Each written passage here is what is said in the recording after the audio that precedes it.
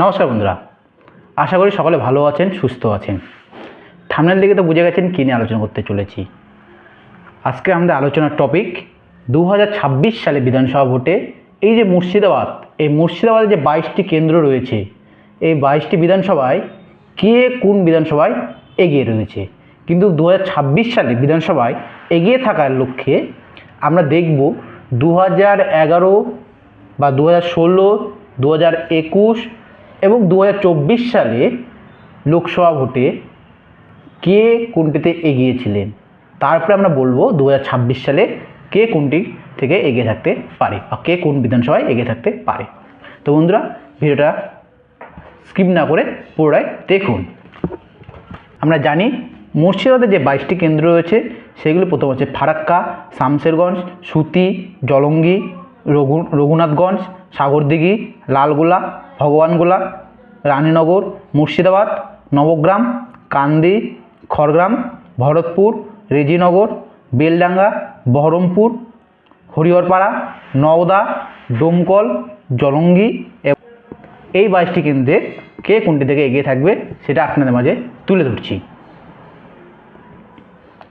সর্বপ্রথম সবথেকে উল্লেখযোগ্য যেটা বিধানসভা রয়েছে, বিধানসভা এই জঙ্গিপুর বিধানসভায় দেখা যাচ্ছে যে 2011 সালে বিধানসভায় এগিয়ে রয়েছিল কংগ্রেস। 2016 সালে এই জঙ্গিপুর বিধানসভা থেকে এগিয়ে থাকে তৃণমূল কংগ্রেস এবং 2021 সালেও তৃণমূল কংগ্রেস। কিন্তু তাৎপর্যভাবে দেখা যায় 2024 সালে লোকসভা ভোটে এখান থেকে এগিয়ে থাকে বিজেপি। তাহলে 2026-এ কী হতে পারে? 2026-এ আমাদের সমীক্ষা অনুযায়ী এখান থেকে কিন্তু কংগ্রেসের সঙ্গে তৃণমূল কংগ্রেস এবং বিজেপি ত্রিমুখী লড়াই হতে চলেছে এবং একটু হলেও এখান থেকে কিন্তু বেনিফিটে থাকতে পারে বিজেপি। এর পরবর্তী বিধানসভা আসছে সুতি।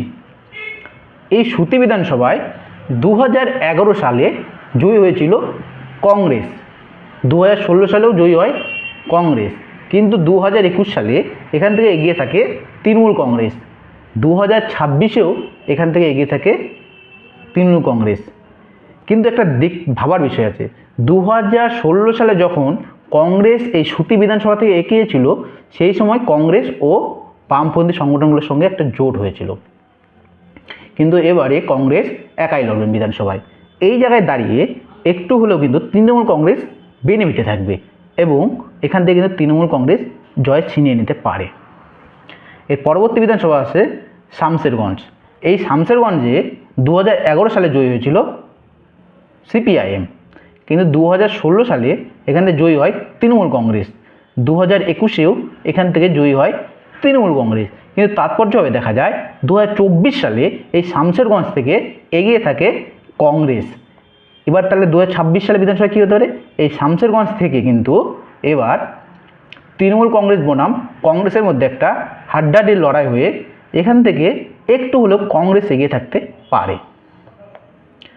এরপর আসে ফারাক্কা বিধানসভা। এই ফারাক্কা বিধানসভায় কংগ্রেসের একটা কিন্তু শক্ত ঘাঁটি বলা চলে। এখানে 2011, 2016 এই দুটি বিধানসভাতে কংগ্রেস জয়ী হয় এবং 2021-এ এখান থেকে তৃণমূল কংগ্রেস জয়ী হয়, কিন্তু 2024-এও লোকসভা ভোটে এই কংগ্রেস কিন্তু একটু বেনিফিটে থাকবে। এই যে এই ফারাক্কা, এই তৃণমূল কংগ্রেসের সঙ্গে কংগ্রেসের একটা হাড্ডাহাড্ডি লড়াই হয়ে এখান থেকে তৃণমূল কংগ্রেস একটু হলেও এগিয়ে থাকতে পারে। এরপরে রঘুনাথগঞ্জ। এই রঘুনাথগঞ্জ বিধানসভায় 2016 সালে কংগ্রেস জয়ী হয়, 2021 সালে তৃণমূল কংগ্রেস এবং 2024 সালে তৃণমূল কংগ্রেস। এবার 2026 সালে বিধানসভা ভোটে এখান থেকে তৃণমূল কংগ্রেস এগিয়ে থাকছে। এরপর আসছে সাগরদিঘি। এই সাগরদিঘি একটা খুবই ইম্পর্টেন্ট বিধানসভা। এখানে তৃণমূল একটা শক্ত ঘাঁটি, কিন্তু দেখা গিয়েছে তো এখান থেকে এবারও কিন্তু 2026-এ এখান থেকে কিন্তু তৃণমূল কংগ্রেস জিততে চলেছে। এরপর আসছে লালগোলা বিধানসভা। এখানেও কংগ্রেসের একটা শক্ত ঘাঁটি বলা চলে।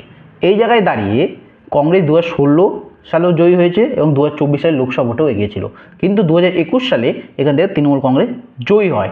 সেই জায়গায় 2026-এ যদি ভোট হয় তো এখানে ত্রিমুখী লড়াই হবে, জোট বনাম তৃণমূল কংগ্রেস এবং কংগ্রেসের মধ্যে, এবং এখানে একটু হলেও জোট কিন্তু এগিয়ে থাকতে পারে। এবার আসছে ভগবানগোলা। এই ভগবানগোলাতে 2016 সালে জয়ী হয় সিপিআইএম এবং 2021 সালে জয়ী হয় তৃণমূল কংগ্রেস এবং 2024 সালে লোকসভা ভোটে এখান থেকে এগিয়ে থাকে কিন্তু তৃণমূল কংগ্রেস। এই জায়গায় দাঁড়িয়ে 2026 বিধানসভাতে এগিয়ে থাকবে কিন্তু তৃণমূল কংগ্রেস।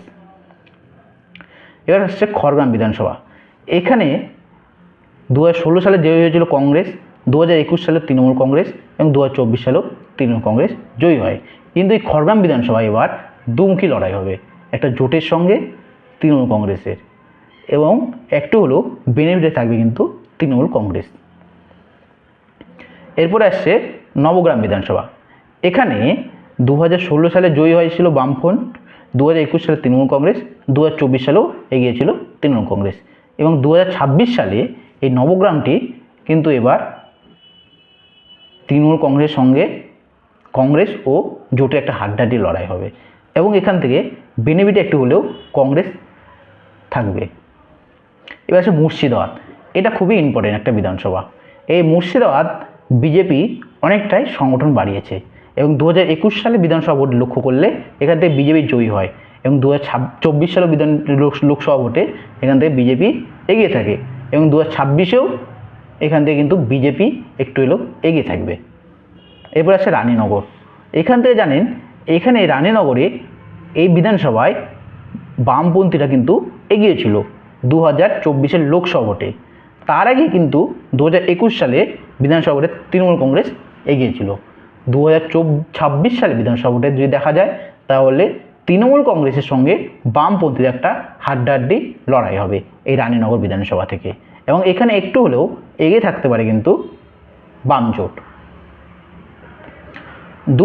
এবার বড়ুয়ান। এই বিধানসভা থেকে 2021 সালে জয়ী হয়েছিল তৃণমূল কংগ্রেস, 2024 সালে কিন্তু এগিয়েছিল বিজেপি।